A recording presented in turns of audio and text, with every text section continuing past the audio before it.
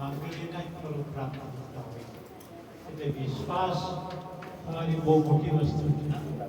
વિશ્વાસ એ વિશ્વનો શ્વાસ છે અને તમારા શ્વાસે વિશ્વાસ હોય તો વિશ્વપતિ તમારી સાથે હોય છે ને હોય છે. તમે લોકોએ સામાન્ય શરૂઆત ભજનથી કરી છે. તમારા આગમનને હું હૃદયપૂર્વક આવકારું.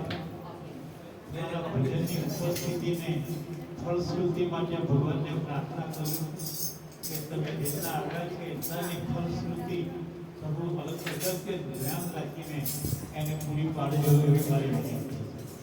અને મને એમ લાગે છે કે ભજનમાં તો આગતા સાગતાની કંઈ જરૂર નથી. ભજનમાં તો માન સન્માનની પણ કંઈ જરૂર નથી. ભજનમાં તો ભાવની જરૂર છે. ભજનમાં આવવું એ તમારા ભાગ્યની વાત છે.